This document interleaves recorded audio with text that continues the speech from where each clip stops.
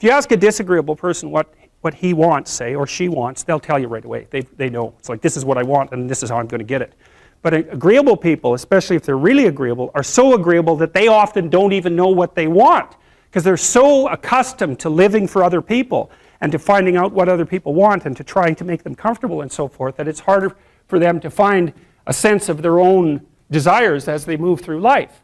And that's not, look, there's situations where that's advantageous, but it's certainly not advantageous if you're going to try to forge yourself a career. That just doesn't work at all. And so even though on average men and women aren't that much different in terms of their levels of agreeableness by the group, if you go out and you look at the extremes, they're very different. So all of the most agreeable people are women, and all of the most disagreeable people are men. And the thing is, the extremes are often what matter rather than what's in the middle. And so one of the ways that's reflected in society, by the way, is there's way more men in prison. And the best personality predictor of being imprisoned is to be low in agreeableness. It makes you callous.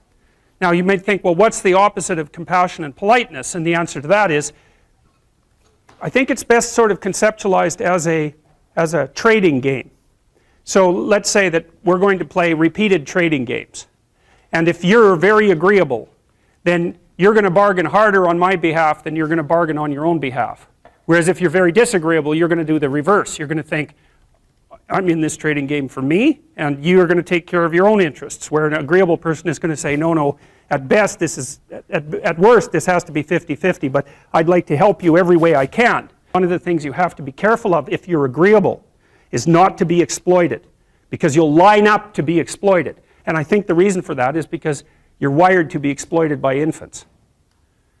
And so that just doesn't work so well in that actual world. And one of the things that happens very often in psychotherapy, people come to psychotherapy for multiple reasons, but one of them is they often come because they're too agreeable. And so what they get is so-called assertiveness training, although it's not exactly assertiveness that's being trained. What it is the ability to learn how to negotiate on your own behalf. And one of the things I tell agreeable people, especially if they're conscientious, is say what you think. Tell the truth about what you think. There's going to be things you think that you think are nasty and harsh. And they probably are nasty and harsh.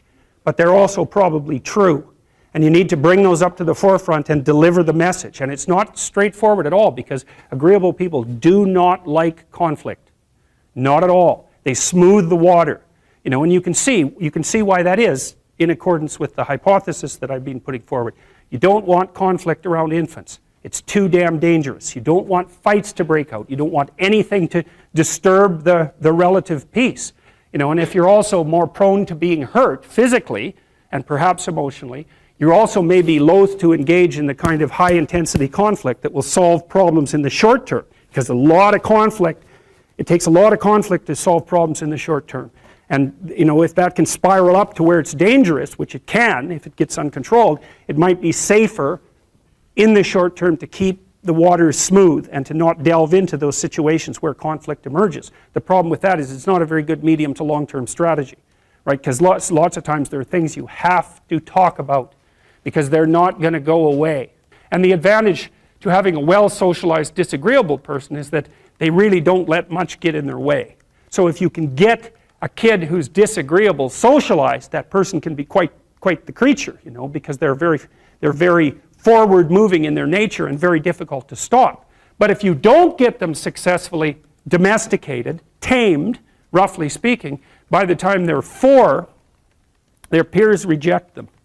And that's a big problem, because your job as a parent is to make your child socially desirable by the age of 4. Like you want to burn that into your brain, because people don't know that. That's your job. And here's why. It's easy if you think about it carefully. So you imagine you've got a 3-year-old child, so sort of halfway through that initial period of socialization, and you take that child out in public. Okay, what do you want for the child? Who cares about you? What do you want for the child? You want the child to be able to interact with other children and adults so that the children are welcoming and smile and want to play with him or her, and so the adults are happy to see the child and treat him or her properly. And if your child's a horrible little monster because you're afraid of disciplining them or you don't know how to do that properly, then what they're going to do is they're going to experience nothing but rejection from other children and false smiles from other parents and adults. And so then you're throwing the child out there into a world where every single face that they see is either hostile or lying. And that's not something that's going to be particularly conducive to the mental health or the well-being of your child. If your child can learn a couple simple rules of behavior, like don't interrupt adults when they're talking too much and pay attention and try not to hit the other kids over the head with the truck any more than is absolutely necessary, then, and share and play properly, then when they meet other kids, the kids are going to try out a few little play routines on them, and that's going to go well, and then they're going to go off and socialize each other for the rest of their lives. Because that's what happens, is that from 4 years old onwards, the primary socialization with children takes place among other children. And so if the kids don't get in on that early, they don't move into that developmental spiral upwards and they're left behind. And you can imagine how terrible that is, because a 4-year-old will not play with another 4-year-old who's 2. But a 5-year-old certainly will not play with a 5-year-old who's 2, right? Because the gap is just starting to get unbelievably large. And so the kids start out behind, and then the peers leave them behind, and then those kids are alienated and outside the peer group for the rest of their life. Well, those are the ones that grow up to be long-term antisocial, right? They're already aggressive. It doesn't dip down. Now, what happens to normal boys, roughly speaking? Imagine the aggressive 2-year-old types. They get socialized, so their level of aggression goes down, and then they hit puberty and testosterone kicks in, and bang, levels of aggression go back up. And so that's why males are criminals between the ages roughly of 16 and about 25. So, and it matches the creativity curve, by the way. It's so cool. If you look at the spike of creativity among men, 16 to 25, then it starts to go down. Criminality matches that absolutely perfectly. So that's quite cool. So, and so the testosterone levels raise the average level of aggression among men. It's more dominance than aggression, actually, and testosterone is by no means all bad. And then it starts to decrease at about age 25 or 26, which is usually when men stop staying up late at night, stop drinking as much, develop a full-time career, and take on the burdens and responsibilities and opportunities that are associated with a long-term partner and family. And so, well, so that's the development of what I would call predatory aggression, because I also think that the agreeableness distribution is probably something like predatory aggression versus maternal sympathy. It's something like that. So if you look at other mammals that are predators, because we're predators as well as prey animals, if you look at other animals like bears, the male bear has absolutely nothing to do with the raising of the infants. In fact, the female bears will keep the male the hell away because he's likely to kill the infants and maybe even to eat them. So there's no maternality at all in solitary male mammalian predators. It's really useful to investigate the viewpoints of people who have opposing views to yours, because they'll tell you things. Not only will they tell you things you don't know, they'll also tell you how to see the world in ways that you don't see it. And they'll also have skills that you don't have, that you could develop. So for example, if you're an introverted person, it's very useful to watch an extroverted person, because the extroverted person has ways of being in the social world that aren't natural to you, that you can use to improve your toolkit.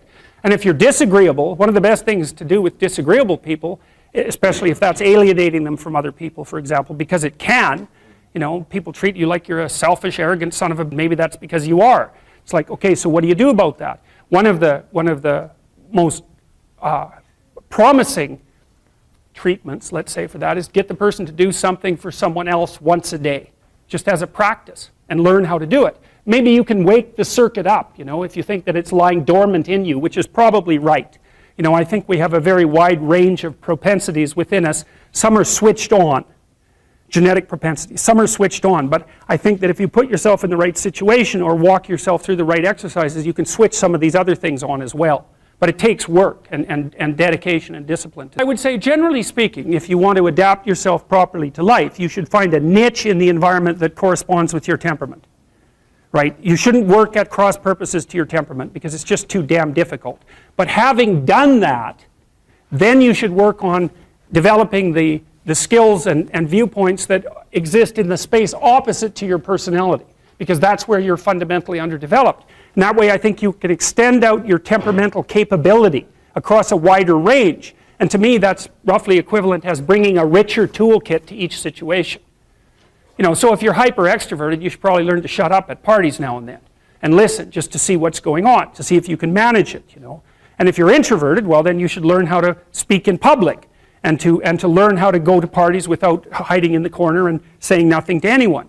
You know, and if you're agreeable, then you need to learn how to be disagreeable so people can't push you around. And if you're disagreeable, you need to learn how to be agreeable so that you're not an evil son of a bitch. So, and the same thing applies even in the conscientious domain. It's like if you're too conscientious, you need to learn to relax and let go a little bit. And if you're unconscientious, it's time like, get out the Google Calendar, man, and start scheduling your day, right? And beat yourself on the back of the head with a stick until you're disciplined enough so that you can actually stick to something for some length of time and not living in absolute squalor, which is something that would characterize someone who's very disorderly, for example, because they don't notice. It doesn't bother them, disorder. It's like, maybe they can see it, but it doesn't have any emotional valence, and so it doesn't have any motivational significance. You know, so the other thing you might want to think about too, if you're choosing a partner, is try not to choose someone who's too distant from you on the temperamental variables, because you're going to have a hard time bridging the gap. You know, it's hard for an introverted person and an extroverted person to coexist. And it's really hard for an orderly person and a disorderly person to coexist, because they will drive each other nuts. Why don't you pick up? Why are you so obsessed by it? That's the basic argument, you know. So it's useful to know about your temperament so that you can negotiate the space with your partner as well. And I don't think you should try to find someone who's exactly the same as you, because then you don't have the benefits of the alternative viewpoint. But you got to watch it, because you may hit irreconcilable differences of various sorts. And I've seen that most particularly among couples who are high and low in openness. That's a rough one. And also high and low in conscientiousness. That's another rough one, because they just cannot see how the other person sees the world at all.